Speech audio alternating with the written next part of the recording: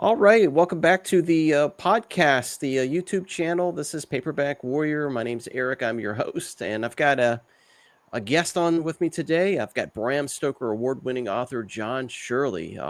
He needs no introduction, but John Shirley is a science fiction writer who many consider to be the pioneer of cyberpunk fiction. He writes westerns, he writes crime fiction, horror, and really a plethora of media tie-in novels in the gaming and film industry. Shirley also has a robust resume within Hollywood, writing scripts and treatments for movies, television shows, animation. Welcome to Paperback Warrior, Mr. Shirley. Yeah, glad to be here. Well, one of the reasons why I've got you out to this week anyway on the show is because you have a brand new novel out now. You can see it right behind me here, The Silver Revolver. It's published by Rough Edges Press, which is an imprint of Wolfpack Publishing. I read and reviewed it for Paperback Warrior, and I posted my positive review on Amazon and on Paperback Warrior as well. So congratulations on this release. I'm really anxious to talk with you about it. It just knocked my socks off. So tell me a little bit about what brought this book to fruition. Well, I've been thinking about it for years. There was a obscurely printed novella that was kind of the core of it many years ago. And I always wanted to expand it into a full book, and it's now, and rewrite it. And it was rewritten a lot. And then new things added, and it's now 3 times longer.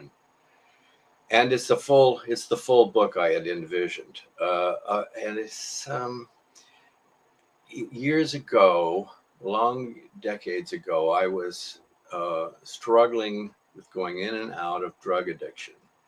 It's something I fell into mostly when I was in New York in the rock scene, as one does. And but also in the San Francisco area. And I met a lot of people on the street.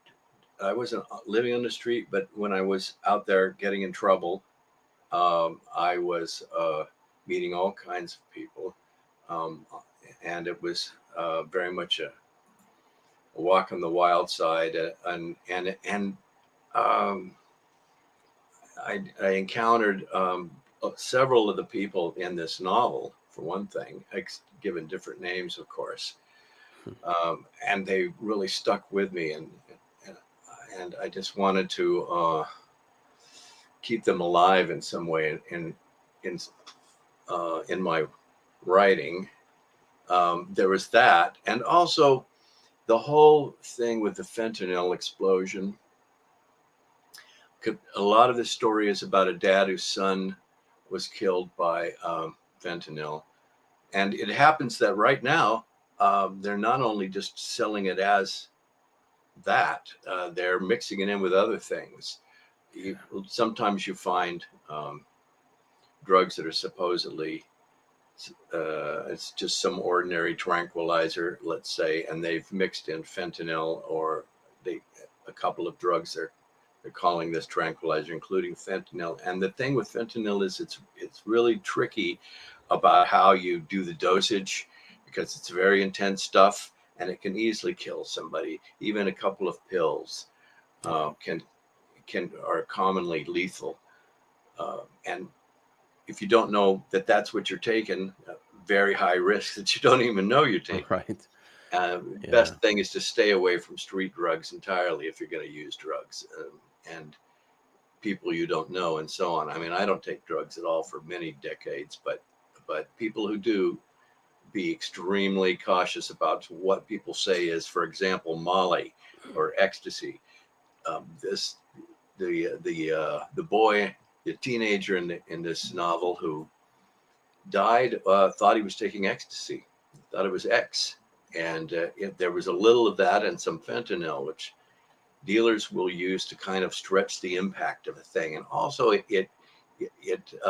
X is not addictive, fentanyl is. So if you get them taking the pill more than once and they survive, they come back and they just are addicted. Yeah. Now, because to the fentanyl part of it. And so it's kind of a way to spread it out as an addictive drug without people knowing that's what they're taking. And people are dying from it. Yeah. There was a famous rapper in Los Angeles, a bunch of other people who died from fentanyl mixed in with what they thought were ex MDMA pills, but they weren't just that. And, it is a, and then of course there are fentanyl addicts on the street who are just taking it straight. There's a lot of it, and they really haven't got a handle on it yet. And people are dying every day in large numbers. And if they're not dying, then their lives are being destroyed in other ways. I describe what they're like in the book, and it's not without sympathy. The people, don't understand what they're getting into with addictive drugs. They're being lied to, or they're motivated to get into them because they're in a lot of emotional pain, things that have happened in their lives, so they get sucked in. And all of these things trouble me, partly because not only because of my own addiction issues with a totally different drug, but also the people I saw out there, and also my own, a close relative, had become addicted to heroin, and it, ruined his life for 4 years. It took us a long time to arrange to get him into a real rehab. There are a lot of false rehabs out there, by the way. That's another scary thing. Be very careful which one you pick. Some of them are just total scams.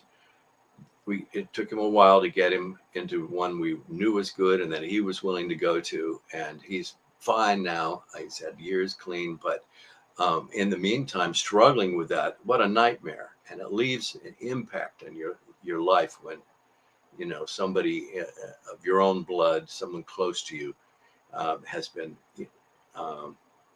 has lost so much because of this. And he had friends die. He had 2 of his friends died, and he almost died once in himself. Wow. So it was really important for me to take up this story and make it come alive. And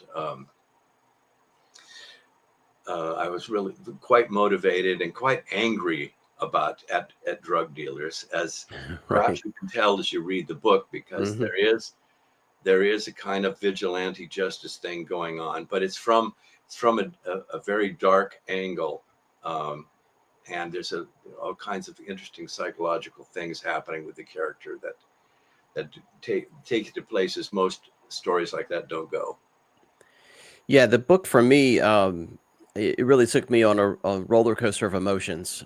Starting out with the first 2 chapters, I had texted a couple of friends of mine that love books and like reading, and I was like, man, these first 2 chapters of this book, there's nothing quite like it, because in the first 2 chapters, we experience just anguish and heartbreak from what Slim, the main character, is experiencing with his son, right in the first chapter, and then right into that second chapter is something that really just smacks you right in the face, and that's the mass shooter aspect of where our society has come to. Yeah, not our hero is not the mass shooter, but no, he's not. He is kind of he has a run-in with one just as he is, struggling with to accept what's happened to his son, and it pushes him over the edge. Yeah, Slim's having the worst day any of us could possibly imagine. And you have a lot to say in this book. You've got a lot of social commentary on drugs, like you mentioned, street crime, but also something that was really interesting to me. There's a scene in the very beginning of the book where Slim, who he works as a book editor for this publisher, and this publisher has gone through an ownership change, and they've got a different set of publishing gurus, so to speak, that are in the room with him, and they've brought him in for this interview. And he's told that his job is basically is going to be sort of subservient to AI writing a lot of the books and writing or doing the editing. And I thought to myself, I wonder if you, John, if that was written from a place of realism, where you've been in a room with some of these publishing gurus where they're telling you things that you don't necessarily want to hear, and you're trying to process that in a polite way. That didn't happen to me. After all, he's an editor, this character. Yes. Which freaked some of the editors out who considered the book. Uh, I can but imagine. I do see happening a greater and greater cynicism amongst publishers about the whole process. And for one thing, they're getting bought by these huge companies that are run. The bean counters are at the top instead of just several levels down. And they're not really interested in mid-list novels. They're not interested in literary works. You know, they're only interested in things that are punching right for what they suppose to be what everybody wants. Often they're totally wrong about that. But and it's very frustrating to writers now. The whole mid-list is sort of disappearing in the conventional sense of publishing. And then the AI thing is horrifying. There are publishers of magazines who've had to stop publishing their magazine for a while because their inbox was flooded with AI manuscripts, which are not real writing at all. Right. There's no actual author. It's just a guy hoping to make some money from something he didn't write or she didn't write. And yeah, you know, it is very disruptive to the industry and to culture. And you know about the Anthropic lawsuit against the AI sort of branch of the AI industry, Anthropic, which, you know, that's one of the companies that would go out there and scrape all these books, take material from all these books through an AI program and just kind of consume everything that was in it, and then make it applicable to writing programs and ChatGPT and so on. And it was doing that, and this was in violation of hundreds and hundreds and hundreds of copyrights. Yeah. And so they were sued by the Authors Guild of America and others, other author organizations, even the Horror Writers of America, for doing that. And they settled for $1.5 billion to be distributed to lots and lots of writers, including me. I'm one of the authors that, I mean, my share would be very small, I suppose. I'm not sure any individual writer will get any more than anybody else. And you're talking about thousands of people, I think, and then out of $1.5 billion. That's not really the point, though. The point was making them stop doing that. Yeah. And it not only invades, you know, a writer's intellectual property rights, but it also diminishes the whole culture, the culture of writing, the aesthetics of writing.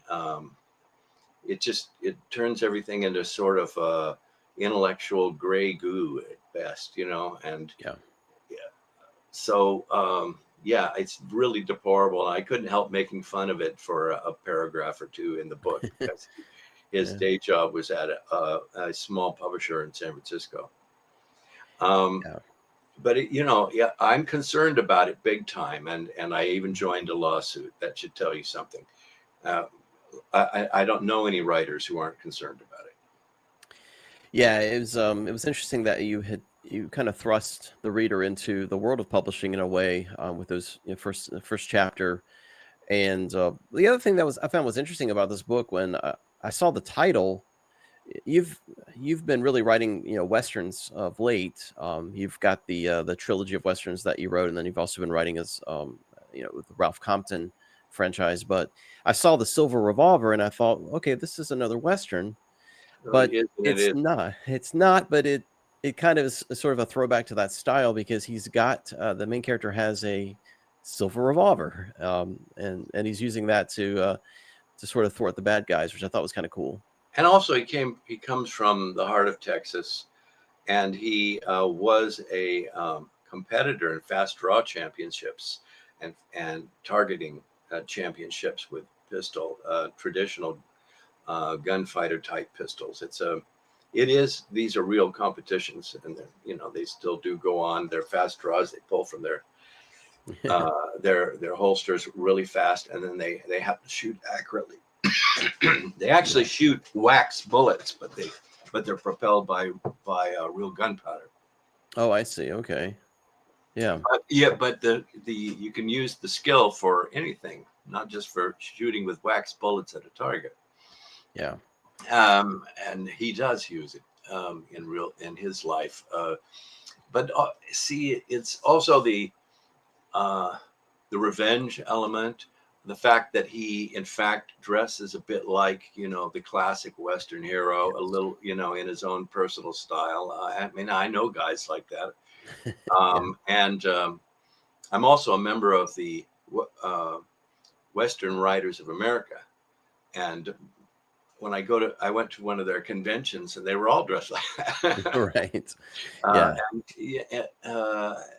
And there's a whole subgenre that is modern Western. You see movies that are categorized as modern Westerns. Yeah. So it is a kind of Western, but it is also very much of our age. Yeah. It is. I try to make it a perfect fusing of a kind of contemporary noir thriller with some, a Western mythos and elements.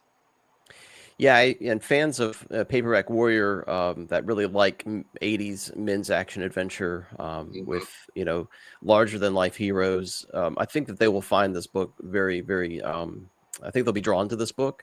And the other part of it is also the crime fiction aspect of it, where he's teaming up with some downright dirty scoundrels. And I thought that was really cool and almost kind of a throwback to the old mid 20th century crime noir feel to it with that kind of aspect. But it's just a great book. And I want to ask you, the end kind of led me to believe that maybe there would be a sequel. Is there any hope of that? I've written outlines for 2 sequels, and I had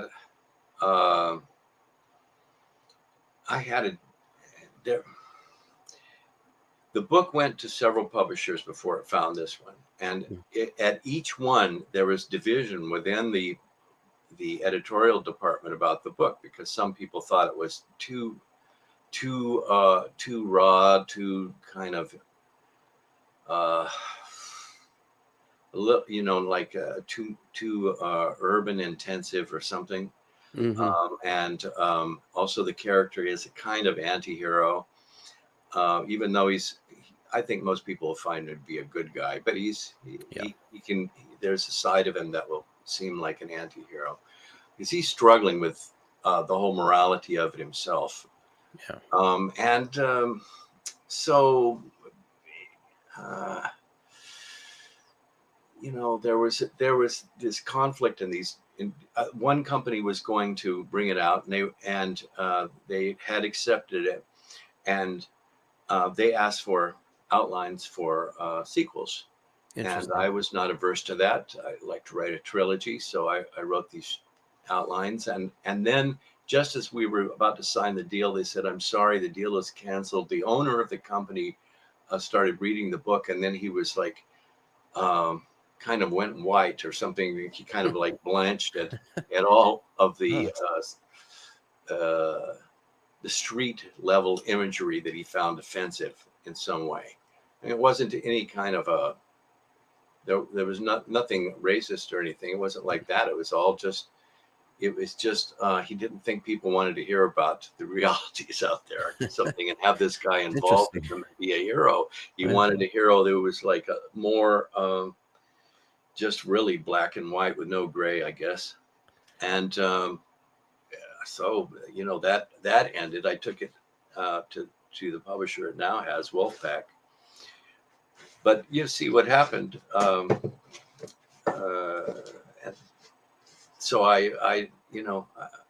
it just has to stand on its own merits, and I believe it will.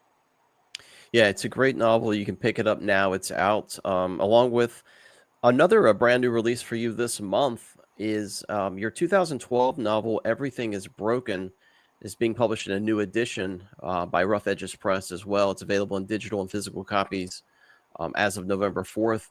I haven't read this book, but it's described as a coming-of-age story with a a natural disaster feel to it. What can you tell us Well, it about that has book? to do with well, there's an imaginary town called Freedom, California. I think there is a town called that, which I didn't know at the time, but Mm. mine is imaginary.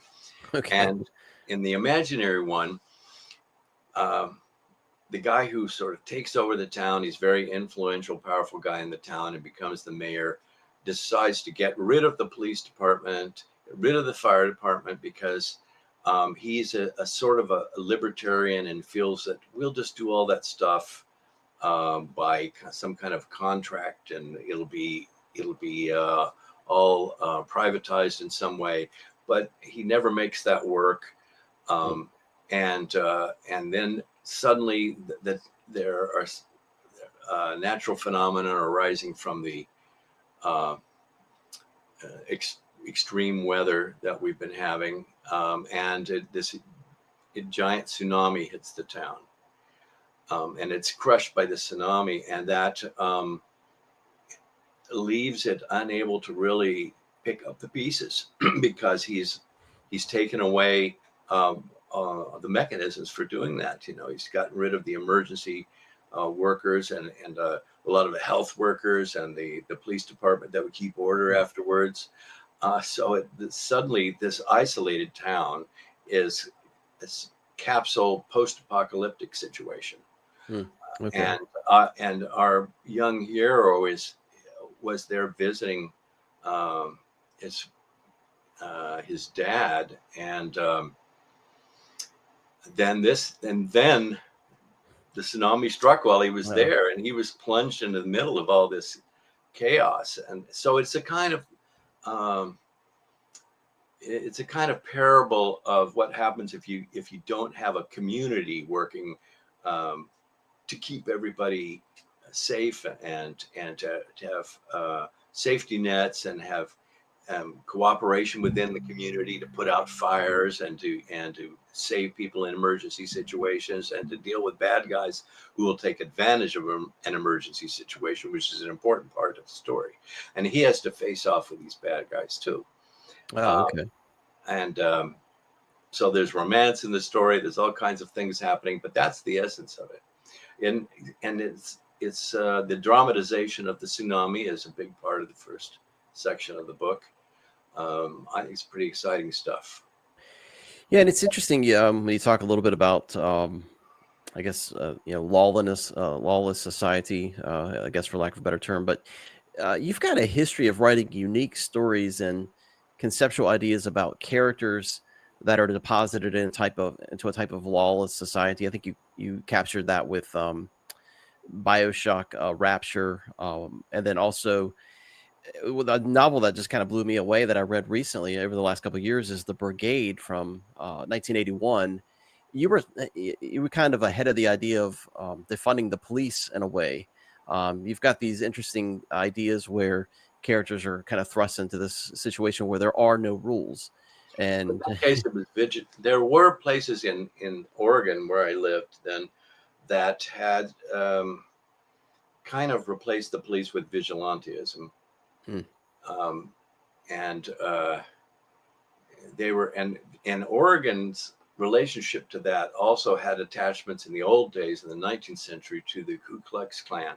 Hmm. So a town with that kind of uh, subculture going on in the background um, decides that it's going to defend itself with vigilantes, and that's the brigade or the vigilantes. And it just happens that there's a psycho killer in the town that they do Hmm. not seem able to catch, Yeah. and it all relates to that. But yeah, you know, uh, it is like this theme of civilization, civilization's vulnerability, and how things being more fragile than we know they are.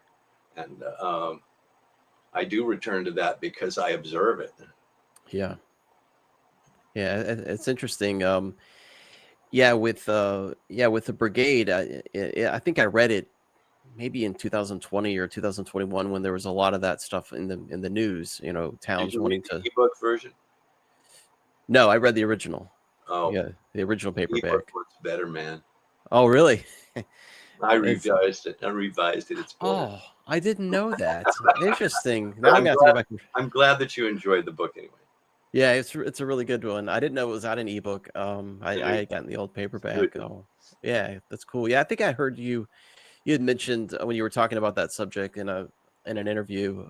You said something like, baseball isn't fun without rules. You don't want the batter to rush at the pitcher with the bat. Yeah. And I thought, yeah, it's interesting that you have a few stories like that, though. I find that really interesting. Well, And I've been, on since I was a young man. I've been right on the edge of some pretty chaotic scenes. I mean, I've seen anarchism on the streets, not just in drug scenes, but just places where mm, that were kind of abandoned to the worst sort of people. I was there, and then I've read about uh, Somalia, places like that, where they had they and whole sections of Haiti now, and where there it is just like a post-apocalyptic situation, uh, and it's like just on the other side, man. It's like yeah, the old Rolling Stones song. It's just a shot away. yeah, yeah. It's scary times. It really is. But we're talking about the tsunami in the book we were just talking about that's out now. Everything is broken, but you have I guess really a kind of a successful book, really, Stormland, which also deals with natural disasters, but they occur every day, right? In that situation, that world that you created with Stormland. Yeah, it's probably my most successful book since Demons. It was one book that was pretty successful, went to a number of printings, and Bioshock Rapture is a bestseller. Um, yeah, Stormland is a near future science fiction story, and it even also has some Western elements. If you read it, you'll find that the guy who's well, the premise is that there's a part of America in the future that has storms 24/7, 365 days a year, and it's in I put it on the Southeast American coast, centered around uh, the Carolinas, and Mm, it's all storms, all hurricanes, all the time, or hurricanes, and then it may be slow down to a lower level hurricane, or uh, other kinds of extreme weather situations. But there's this regular beating drum of hurricanes, and recent discoveries suggest that it's the risk of that is happening because we are accelerating the atmospheric rivers overhead, and the ones and the currents in the oceans, like the El Nino, and we're accelerating them with the greenhouse effect is driving them to go faster and straighter, so that they carry more energy, and this leads to a buildup of energy. It has to be released, and in mm, some places it will be released in a sort of pockets that form on different shores often, and yeah. so that's kind of the premise behind it. And so there's almost no one living in the town except some people. And why are they there? That's part of the story. What are they doing? And and there's things happening behind the scenes that kind of dramatize some sick things certain people with too much power and money are prone to perhaps doing in the future. So I don't want to give away too much, but there are murders to be uh, solved. It's a kind of mystery in a science fiction setting Has with a Western flavor, because the guy was a former U.S. Marshal, and he kind of comes into the town not wanting to be there, and ends up having to be the town marshal, essentially, to mm, this practically drowned, half destroyed city. has Stormland been optioned for film or a series? Uh, there, it's come really close several times, but no, not yet. Not yet. Well, one that you shared with me when we were setting up this interview was some news. I don't know if we can talk about it or not, but The Specialist has been an option for TV series. Well, Streaming. yeah, I have written under the pen name John Cutter, and that goes way back. And so I wrote like 11 John Cutter novels.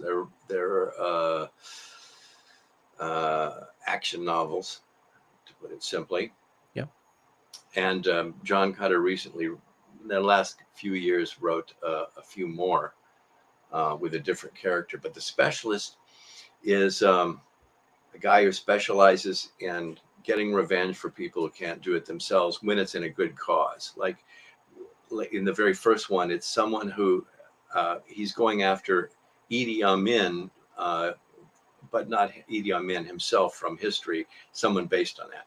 Like it is a dictator who has been excruciatingly brutal to people. So the Specialist is hired to take him down. And how the hell does he do that? Well, it's one of the things that's liable to be explored in this new television series too. It has been optioned and is being developed, and I'm being consulted on it. I've been paid somewhat, so that means they're pretty serious about it. Recently, I was told that they're looking for a showrunner now for this thing, and it is more up to date than the Specialist novels in a certain way. Is that one of his specialties is the use of drones that that can be kind of an extension of a man going against these overwhelmingly powerful forces when he's only one man. So he extends his abilities through drones used in a very comprehensive, detailed, and advanced sort of way, and uses conventional military style action also. Oh, interesting. It's a neat way to modernize that with the drones. That's pretty cool. Yeah, you wrote The Specialist for Signet between 84 and 85, so going back a little ways. I know it was adapted originally by a company that put Sylvester Stallone in as the main character, and starred Sharon Stone as well. Didn't really take off, but it was good. But I liked The Specialist. I wanted to ask you, the Specialist series, it kind of starts off with a trilogy, with a through story through those first 3 books. Did you originally mean it to just be a trilogy, and then you were offered the ability to write more of them? Or yeah, that's kind of what happened. Yeah, okay, they were doing okay. So yeah, I sensed that that you almost had a completed trilogy after the 3rd book, and then it kind of just keeps going. So yeah, it's really cool. Let me ask you something that's maybe a little bit controversial, and you could just say pass if you want, but I know with some of the authors that I've talked to in the past, like Joe Lansdale, for example, as they got further into their career and they started writing, different types of books, different types of fiction. Not that they wanted to disown their back catalog, but they were like kind of not embarrassed, but they just kind of like said, "Well, I just did that for money. It wasn't something that I put all my effort into. I just wrote it for money." Did you ever feel that way about writing The Specialist or The Traveler? well, Respectfully. but you do write it for money, something like that. They were sort of really energetic, but still essentially a pulp novel. Yeah. What one does, and what I did, what I've always tried to do, is to make them as good as I could in the time and within the limitations I had. And so I wanted them to be something I could be proud of. You think about Elmore Leonard, the famous writer of so many things. Get Shorty, many other things. It became that movie, and Elmore Leonard started out writing westerns mostly, and some pulp detective novels, and those, they were rapidly written, but they still had something special about them. Elmore Leonard, I mean, he's a really good writer. so even those stay in print and are often adapted as movies. So there's more to them than there might originally appear to be. And he went out of his way to take the trouble to find some kind of depth for the characters in those books, and he was sort of my model, I guess. Nice. Okay. That's what I tried to do. It's similar in a way with the 80s. You had wrote the Traveler installments number 2 through 6, and then I think you wrote number 8, I think. But you wrote these for Dell. But I was kind of interested about the process that you used for that, because you had to share those with Ed Neha as well. Only at first. I think he only wrote the first one. See, so okay. And then he wrote like a little short outline this big for the second one, and I kind of followed that, and then I wrote everything else on my own.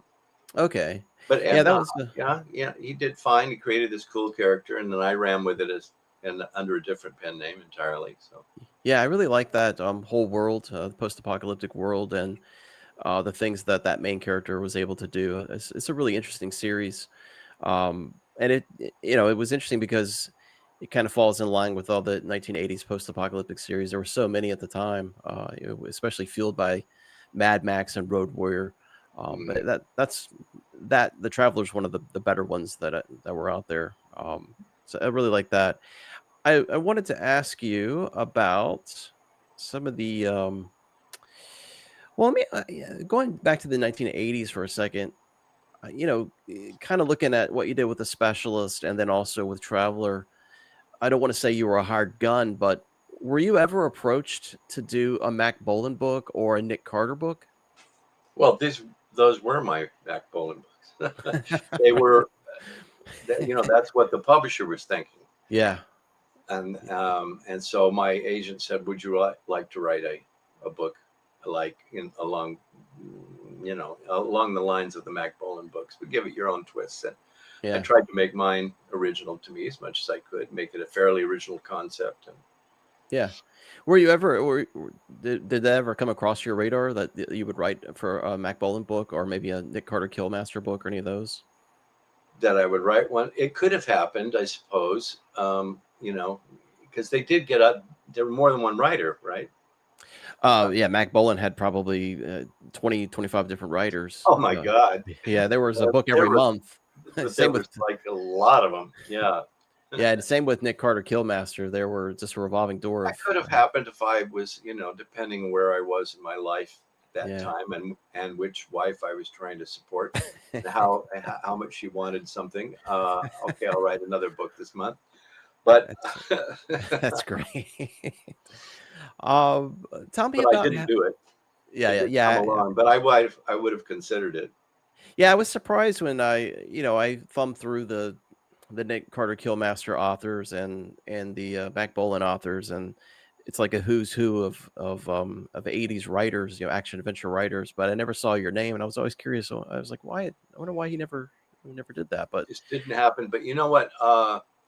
I was always looking anyway I was still writing science fiction. I had been writing science fiction all along, and I wanted to jump into stuff under my own name, and I had the opportunity to do it with the Eclipse books. But you remember the novel Gorky Park at all? That became a movie, and really good book. Who was the author of that? He started out writing pulp novels. And it wouldn't surprise me if he was one of the guys who wrote something like that was under some other name, under some other character imprint or something. But then he became accepted as pretty much a literary novel, at least on the level of novelist, on the level of Chandler or someone like that. Right. And so the thing to remember is that you can learn things from writing books like this, and then you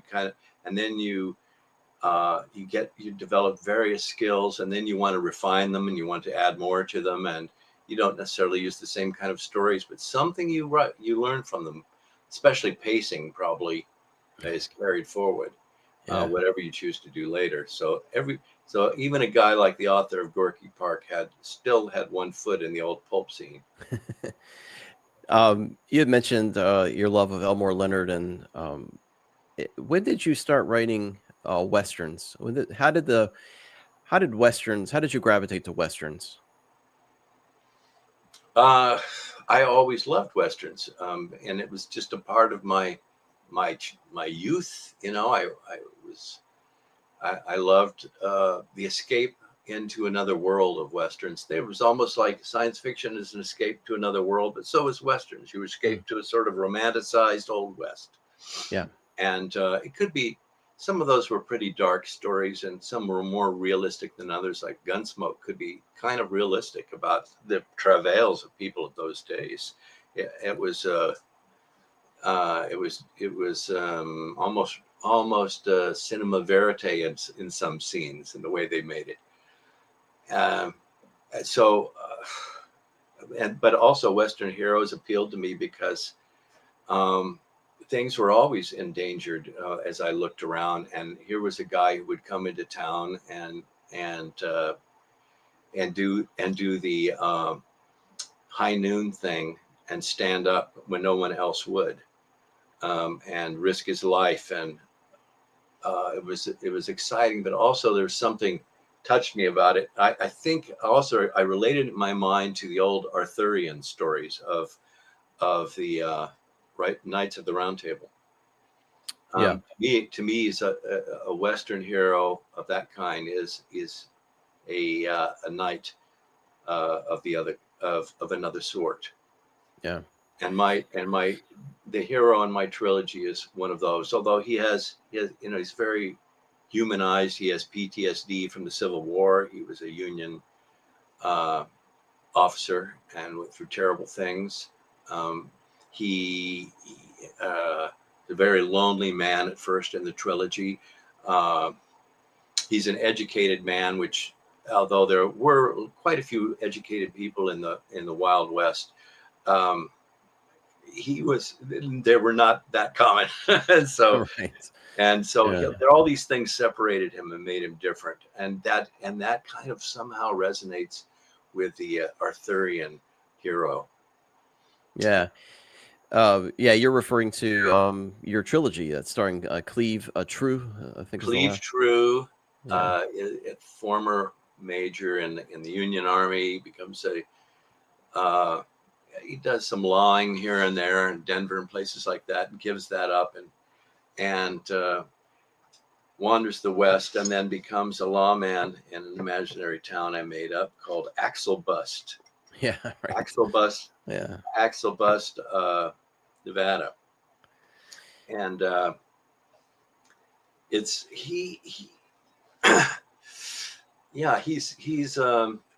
trying to find himself, and he doesn't really want to get involved in being a lawman, but circumstances drive him to it.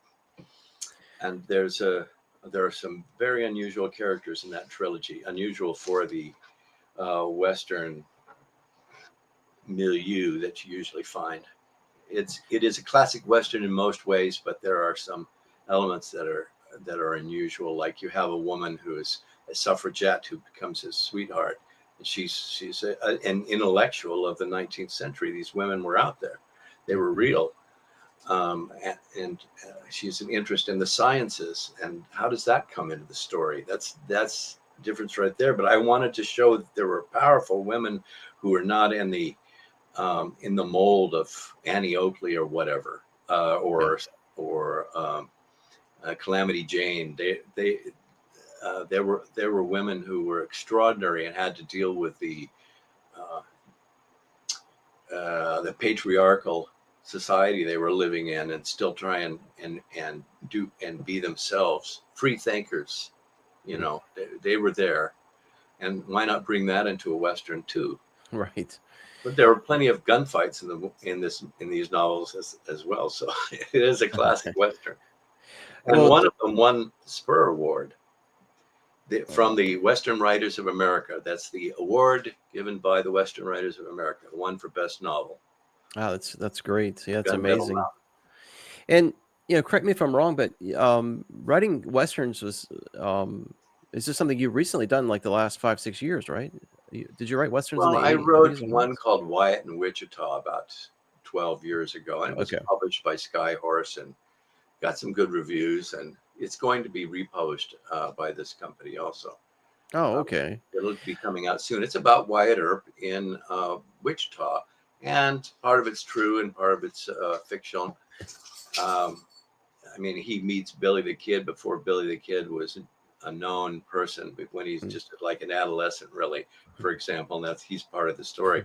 Because it happens that in real life, Wyatt Earp and the young Henry McCarty, who was later to become known as Billy the Kid, were in real life in Wichita at the same time.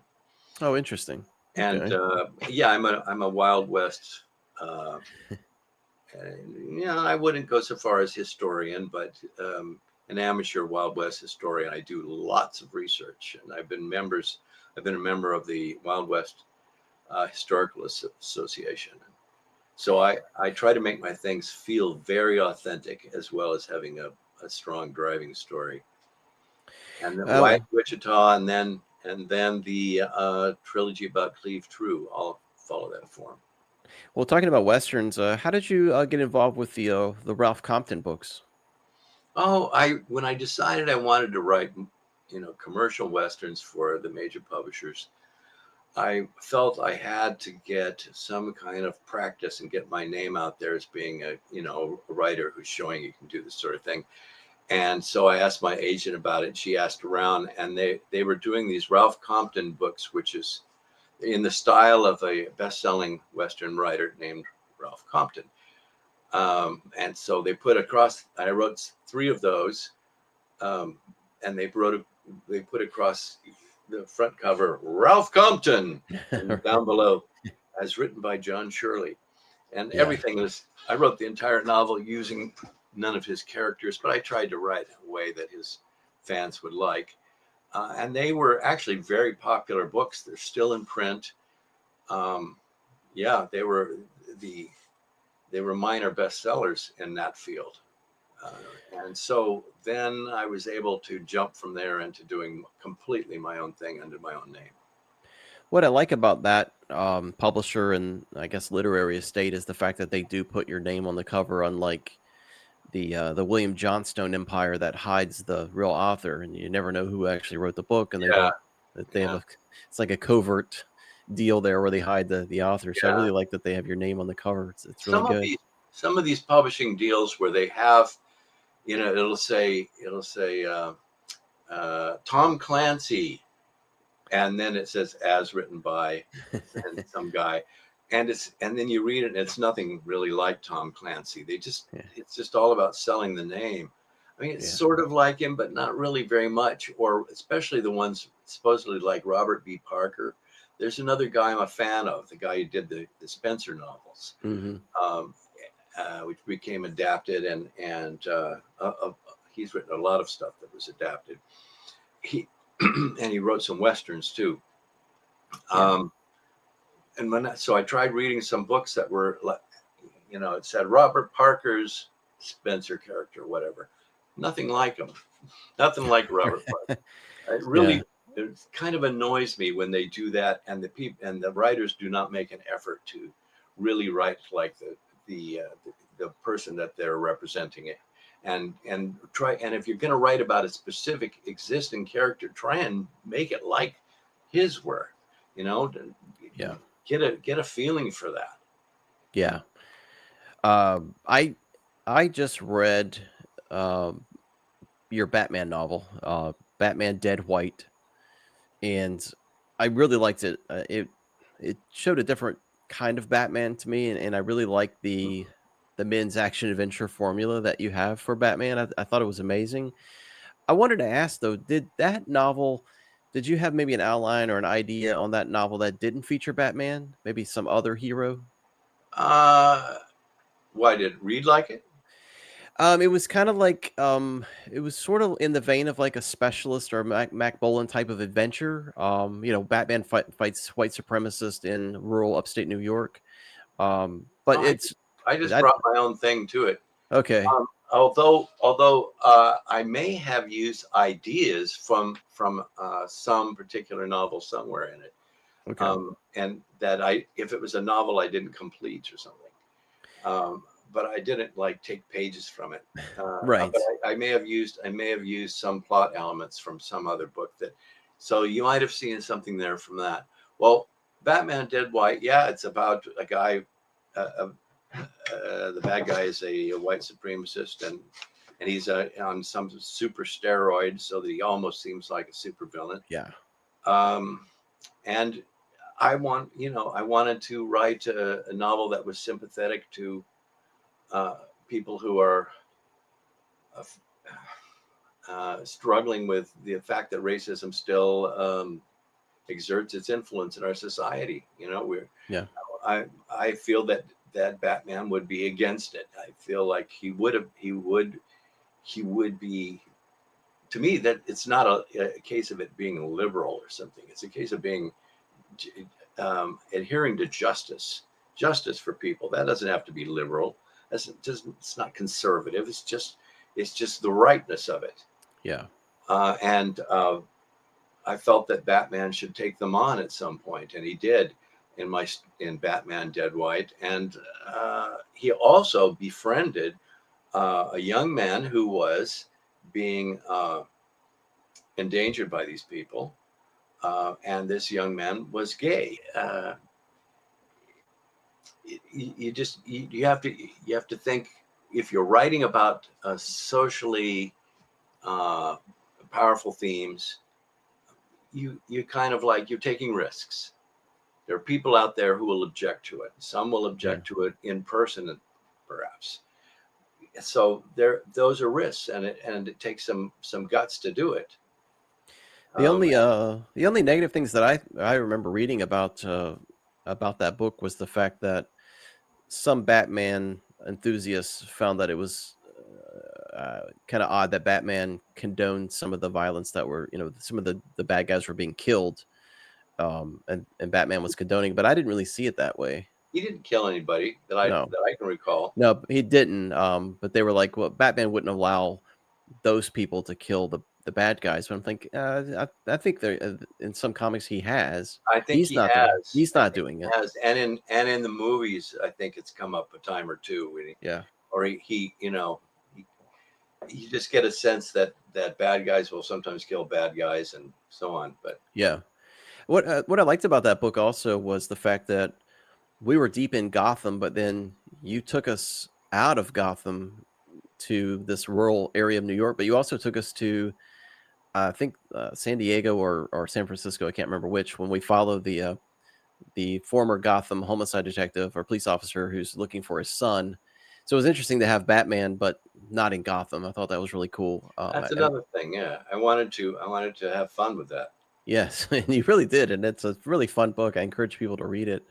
I wanted to ask you, and you can stop me at any time because I know I can sit here and talk all night. So you just tell me to shut up whenever you want to get out of here. My friend Frank Hill, he's a big Constantine fan, and he texted me a couple questions for you. Go ahead. Go ahead, Frank. So Frank asked, or he says, you wrote Hellblazer novels, Warlord and Subterranean, and you also wrote the Constantine movie adaptation in 2005. Were you already familiar with the John Constantine character from the comics? Yes, and I had kind of a preference for that character's, the interpretation of the comics of John Constantine over the movies interpretation. Okay. It wasn't even British in the movie, but it was an enjoyable movie, and I got the script. This is how they do these things. They literally send you the script and they ask you to adapt it, but they know that you're going to have to fill out things in the writing of the novel that are not in the script. Otherwise, you would have a really short novel. Right. And they're pretty lenient about that. So I put in all the things that I felt were kind of should have been in the movie. Okay.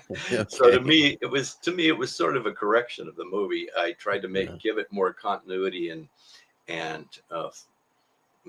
internal logic than I felt the movie had, and give it a little more backstory to justify things happening in the movie. With your original books, did DC Comics give you like some leeway on what you can do with those books? Did you have to Sure. follow like a certain timeline? No, they just wanted a novel about Constantine, and it should resemble the one in there. He should resemble the John Constantine of the comics, and that's what I gave him. Yeah, okay. But I made things up as I went along, and freely extemporized. But I didn't change his history or anything, and I tried to bring his character alive as I understood it from the comics. And I really enjoyed writing those because you can have such fun with that character and with the wild places you can take him. Yeah. With the Hellblazer comics, I know they've had a lot of writers over the years. Is there any particular writer that you felt did Hellblazer better than the others? I can't remember the names of them, I'm afraid, but Okay. I think the guy who originated it was the best, and Frank would know who that is. Yeah. The last one he asked, did you feel any affinity with the John Constantine character, having also had a punk band in your younger years? Yes, I do feel some affinity, and I even wore trench coats in my band, and not Nice. because of John Constantine. I was in a lot of bands, actually. It was an avocation, and I made records, but I finally gave it up last year. I was playing it at major clubs in Portland about 5-6 years ago. And I opened for the Blue Öyster Cult at the Roseland Theater. And by this point, it had evolved from punk rock into just a sort of distinctive hard rock. Mm. And I'm a big fan of the Blue Öyster Cult, so I was really thrilled to be asked to open for them. But then that band dissolved because, the players felt they weren't making enough money, and so they went and joined bar bands who were playing covers of Van Halen. Right. And I also kind of am, I'm probably too old to really reach out to the actual current young rock and roll fans terribly well. So, but I always loved being in bands, and I always identified with it, and yeah, I felt that that's something me and John Constantine have in common. I love it. I do want to talk to you about Blue Öyster Cult because it's one of my favorite bands. But I wanted to ask you some other quick things about writing.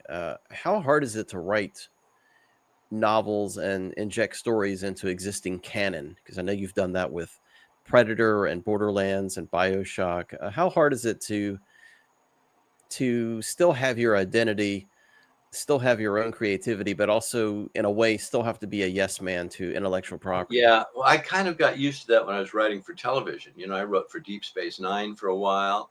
I wrote, co-wrote the movie The Crow, but even there, in The Crow, there was a lot of working with producers, and I was adapting a comic book too, James O'Barr's great The Crow comic series. So there was something you had to get used to in Hollywood. I wrote Poltergeist, the Legacy episodes, and so on. And there's always canon to think about, and also you just have to filter yourself through so many people that have their own interpretations and ideas, and you just have to live with that. And it's so one makes it a kind of game, or a little bit of an exercise in fun, and trying to get your own ideas into the thing, and get the opportunity to bring out new ideas. Like when I recently wrote some of a Halo novel, for example, based on the Halo video game. It wasn't that recent. I guess it was like 6-7 years ago, but it that really has a solid canon, and they're really very hands-on about it.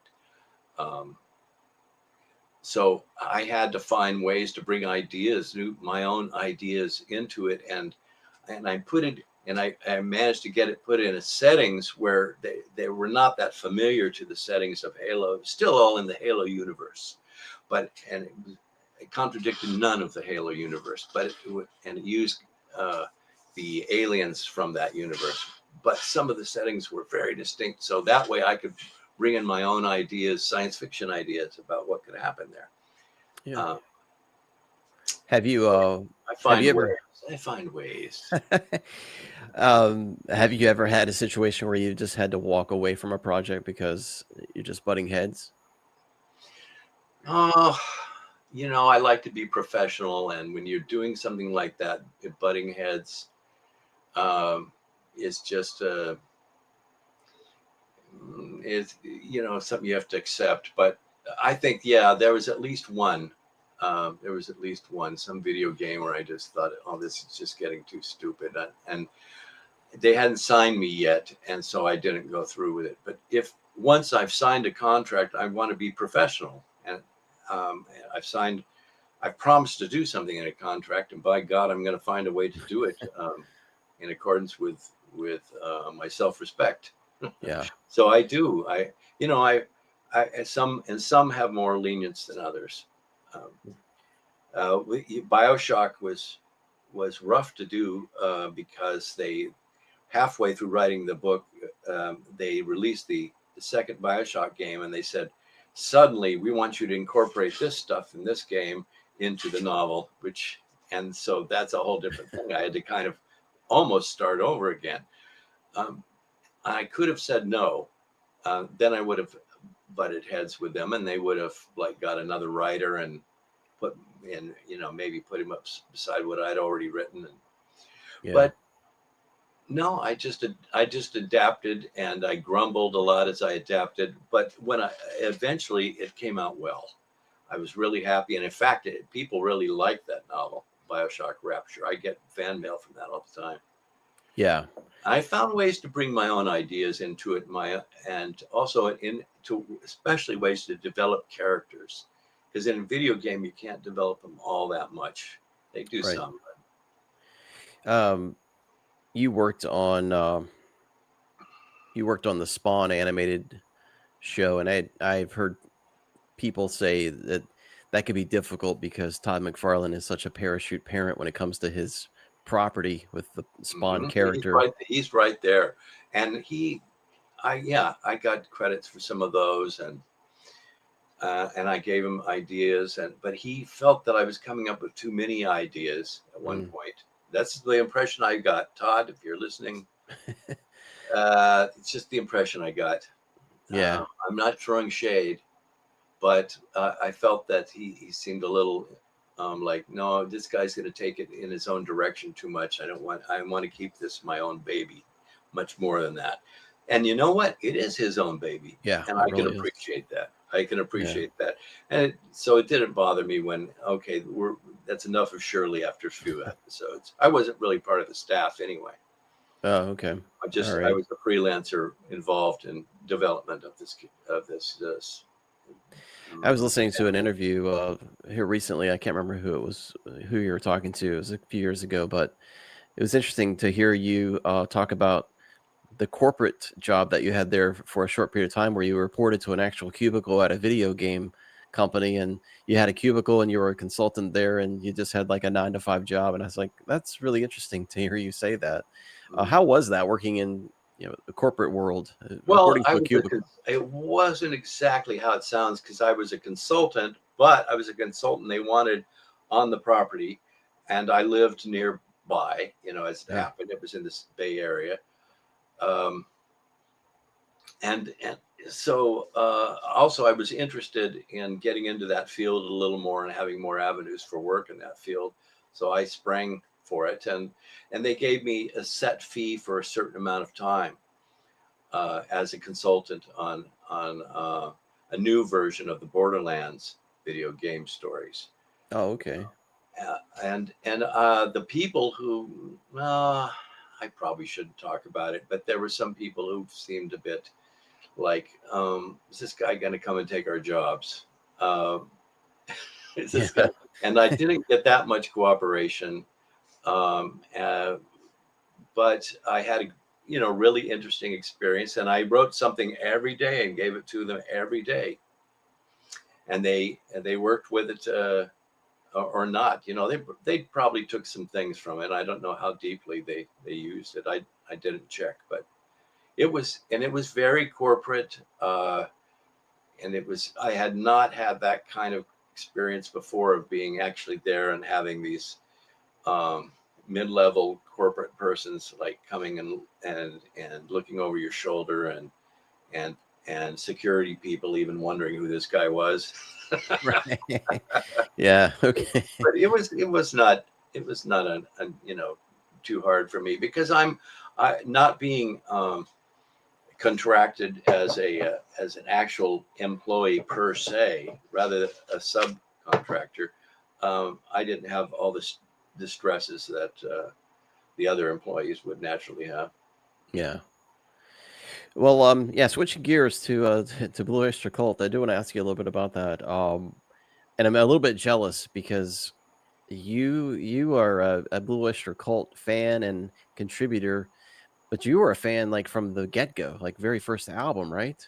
Well, yeah, I was a youngster then, but I just happened to catch them at Central Park, and one of their first large shows. It was an outdoor show, where part of a free rock show put on by the city, and I don't even remember who else played, but I was really struck by them.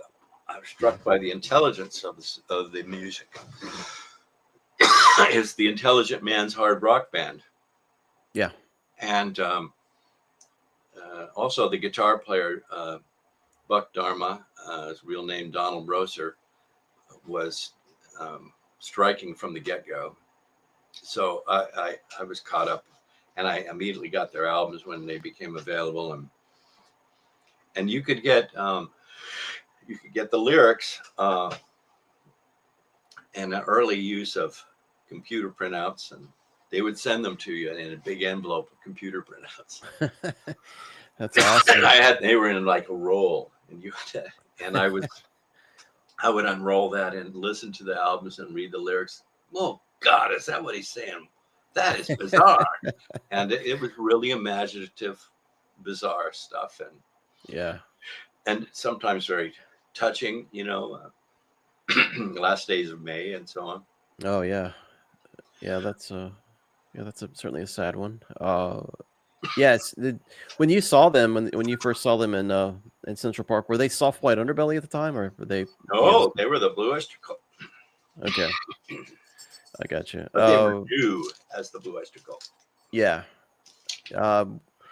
How did you become involved with them? And for listeners there that maybe aren't familiar with Blue Öyster Cult, John he wrote lyrics for their Heaven Forbid album, Curse of the Hidden Mirror.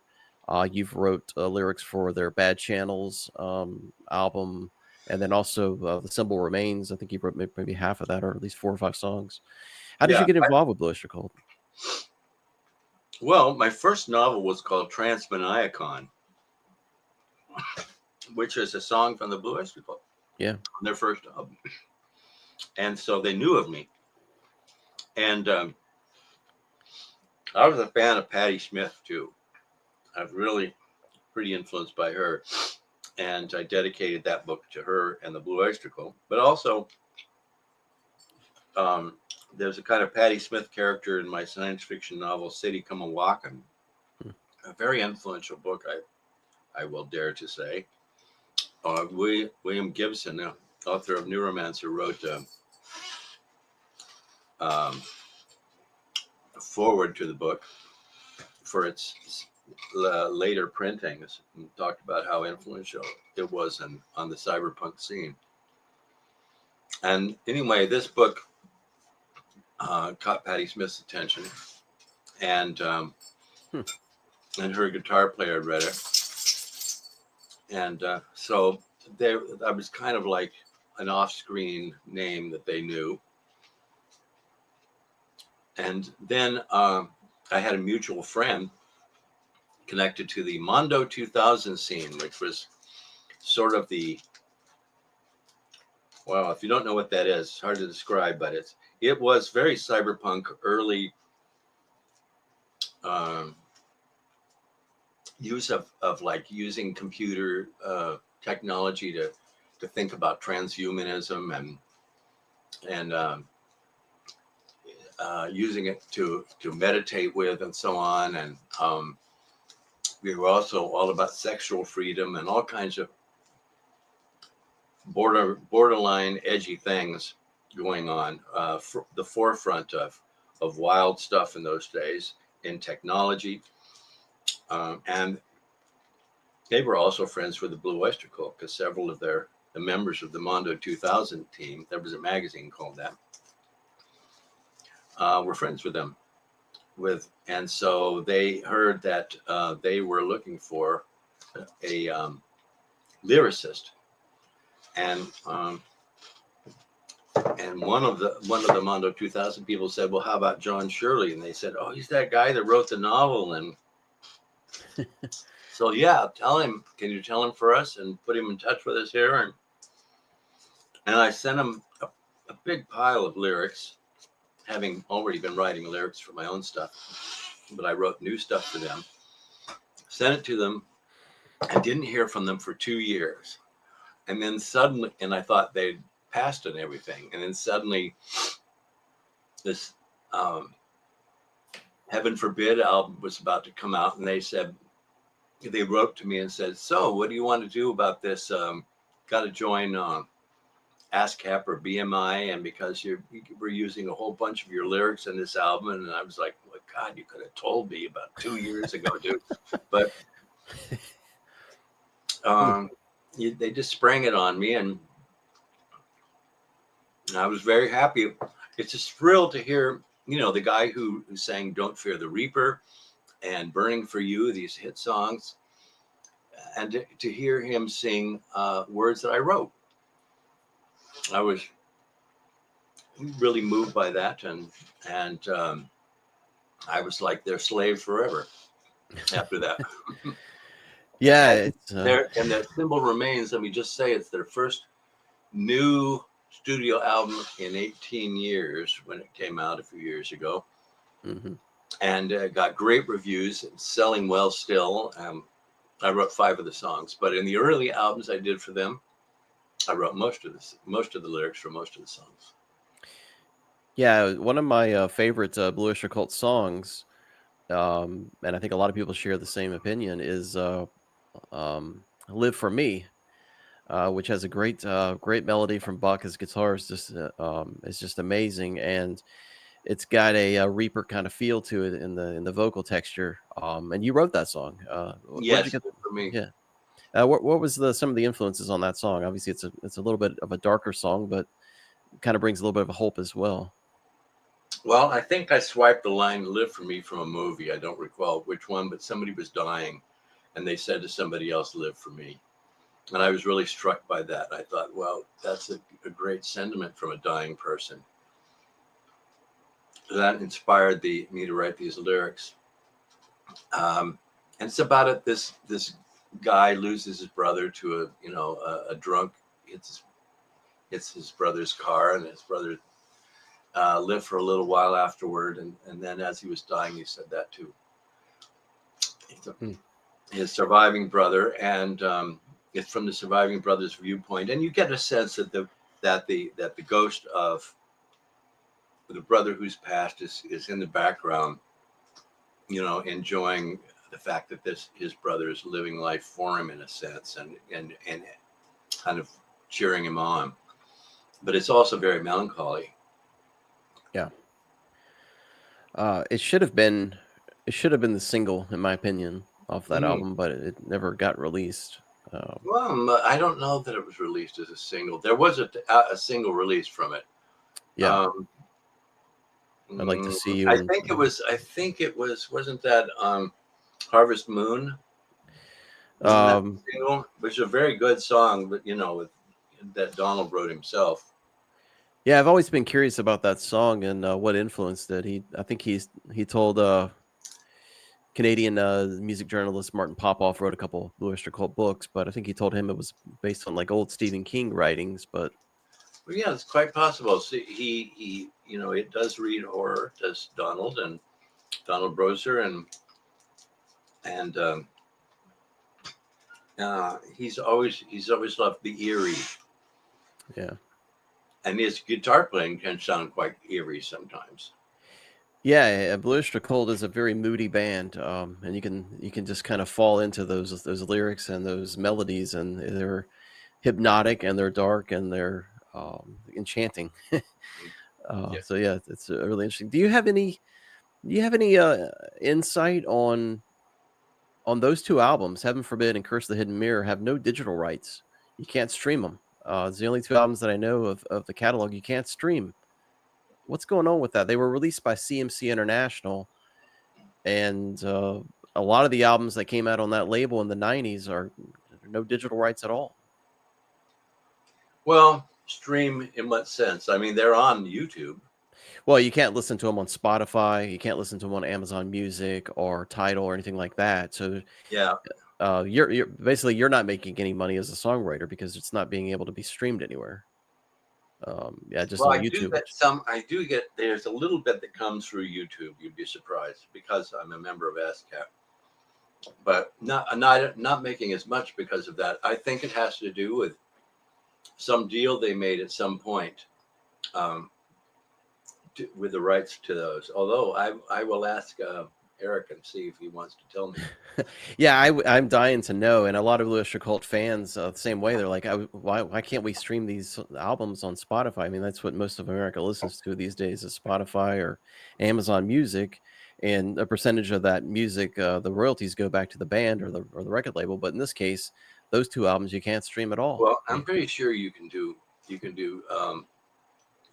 the symbol remains on there. Yeah. On there, but Yeah, those two the 90s albums are it probably CMT. has something to do with the deal they had with the original distributor and restricting it. And I think they may be changing that now because I know that I think that the Frontier Music that did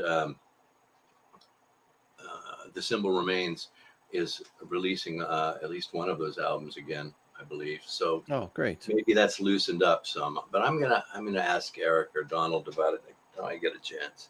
Yeah, that would be great. I'd love to know. I saw them not long ago at on a tour. They're slowing down a lot, and I'm not sure if they're going to do tours again for a long time. But they're after this one. Yeah, they're on a long one now. Last I knew, they were in Europe. I've yet to see them live. I've always missed them when they come here to Florida, and just weird timing. I've just never been able to. There see are them some good videos of them live. Some are not so good. Some are good. So you can definitely go down. If you listen to On Your Feet or On Your Knees, that album. Yeah. That album captures their live presence during that great period when they were really rising and people were going crazy for them as a hard rock band. And that album, in my opinion, also basically created Megadeth and Metallica. The kind of convergence of guitar sound that they did in that album was copied by bands after that. A lot of bands, but especially Megadeth and Metallica. And Metallica, those guys are fans of BOC. They did a cover of the song Astronomy. Yeah, it's very good. Yeah, that's so that's probably paid off Buck's mortgage a couple times with the money off that album. Yeah, so thank for that. Yeah, is there anything you want to talk about? Anything you want to tell people, your fans, readers, anything in particular? Well, there is a book by me that might interest science fiction people, and also in just people interested in thrillers. It is a techno thriller, but it's set in the near future, and it's called SubOrbital 7, and it is also in development, but I can't say any more than that. I'm not allowed to yet. We'll see if it gets made. And SubOrbital 7 is basically about new technologies that enable us to get in and out of orbit faster, and then also those used in a military context in orbit. So there are battles between the Russians and the Americans in orbit in this very particular way, and it's pretty. I think it will be found to be prescient at some point. Did you get the when you? I've read about that book. I haven't read it, but I thought the synopsis was really interesting. It kind of reminded me a little bit of when we saw the guy, I don't know, maybe 10, 15 years ago that did the spacewalk where he was way up in orbit and he fell, parachuted down to Earth. And I thought, wow, that's taking it to a whole different extreme. It's kind of like that. Yeah, it kind of reminded me a little bit of that. So I was like, man, that's so awesome to see that in a military standpoint. It's just really cool. But I need to read it. I need to say it. I can't say the title very well. SubOrbital 7. SubOrbital 7. And which is the name of a specific spacecraft. Oh, okay.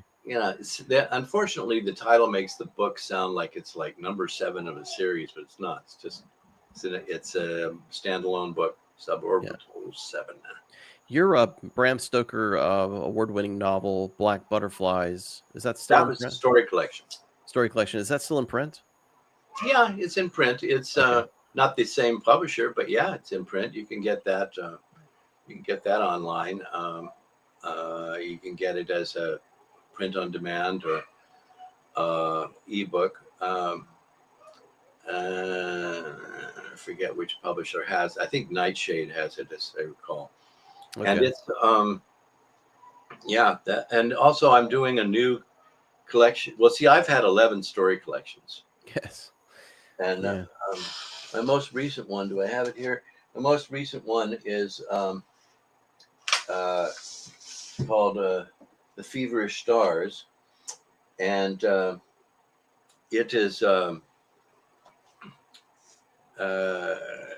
it's like it's got a foreword by Richard Christian Matheson, and who is the son of Richard Matheson. And R.C. Matheson is like also a television writer and a horror writer in his own rights. And wow, what an introduction he gave it. And there's stories in that people are talking about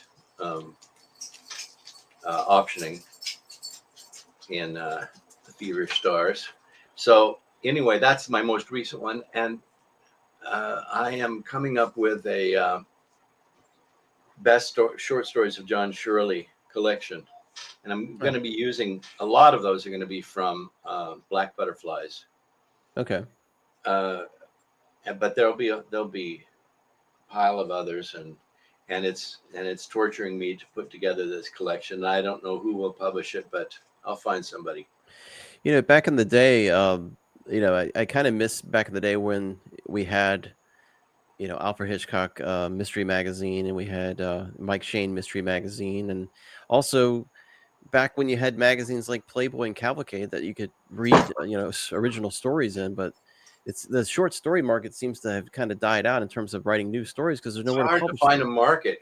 We have a visitor here. I see that. Yeah. This is Patchy, and he thinks he's a tiny little lapdog. Hey, Patchy. But he's not a tiny little lapdog. He's a big lug. And like there's a problem now with the premier science fiction magazines. Asimov's Analog and Fantasy and Science Fiction. They were all bought by this company that was going to take them all three over, and there had been publication problems with fantasy and science fiction, and this was supposed to straighten it all out, and now it's once more everything is unknown. We're not sure where they're going with it, and they're late on the latest issues of things. And so these were the three main science fiction short story publications that, standards. And there's not really anything to replace them. Playboy is not there. That was a place you could write science fiction, and Ray Bradbury and people like that used to write for it. And I don't know where that would be. There's not a magazine exactly that I know of for Western short stories. There used to be in the old days. Yeah. So it's the whole publishing industry is in an uproar anyway because of the takeover of things like ebooks. It's getting a bigger and bigger profile. The issues of how to distribute in an age of AI, God help us. And so who knows where that's going to go. There are also fewer places to submit short fiction for horror. There used to be horror magazines, and I can't find any now. Except, there are some, but they're rather obscure. I mean, really professional ones. I'm sure the obscure ones are cool, but the truly professional ones. There used to be Twilight Zone magazine, for example, at one time. Right. And there isn't now. So, short story writers are having a hard time unless they're writing maybe romance. There's probably some romance place. Their romance never seems to falter. Right. Specifically romance, Yeah. Great. Well, don't go anywhere. I'm going to sign us off here, but I'm going to I'll talk to you right after the video. But I'm going to sign us off now, and then I'll come back to you in just a second because I don't want you to lose our recording. So I'll sign us off. But all right, John. Well, thanks so much for spending some time with me. Your new book is out right now, The Silver Revolver. It's out on Rough Edges Press. I encourage everyone to check it out. You can get it in ebook. You can get it in physical copies. It's probably my book of the year. It's fantastic. I think you'll love it. But John, thanks so much for taking the time to talk with me, and I wish you the very best.